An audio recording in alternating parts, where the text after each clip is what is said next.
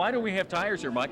Well, because I wanted to talk about tires. How Oh, about okay, that? good. We're talking tires this morning. I wanted to just talk specifically. For years, we've known that if we used a penny to determine when our tires should be replaced, that was 2/32 of an inch. In fact, that's been such a rule that the manufacturers put a small wear bar in tires so that we know when they are at 2/32. And I don't know how close the camera, but with HD, I bet we can. Right here is a small wear bar that's on all tires, and that's 2/32.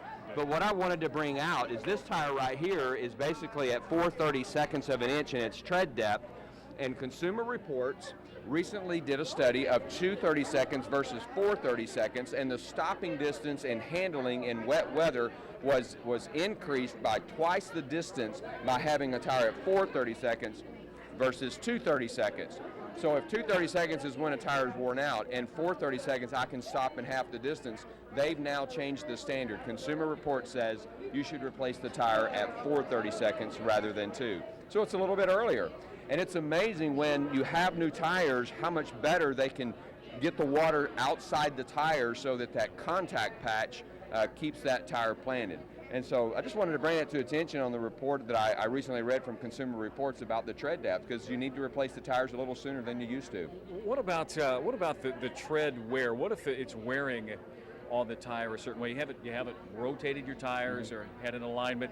That could also have an effect as well. Yeah, if you look at this old tire that I brought, you can easily see how much more worn it is in the center than it is on the outside edge. Now what that means is that this tire was most likely ran overinflated. So it had a concave texture to it as it rode down the road. So the center of the tire was on the road rather than the entire tire going flat across the road. And the same thing can happen if it's underinflated. It goes this way, so then the outside of the tire will wear more than the inside of the tire.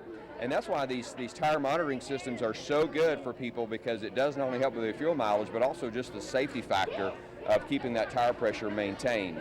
And I know you talked about this last week, nitrogen compared to regular air. With nitrogen, you don't have to worry about the pressure changes as much? I would say that's as much is the correct word, because I have still seen some pressure changes occur, but the amount of adjustments needed over ambient temperature changes is a lot less. So if we can keep that tire pressure maintained over a longer period of time, because service intervals, we've talked about that, how they've stretched out.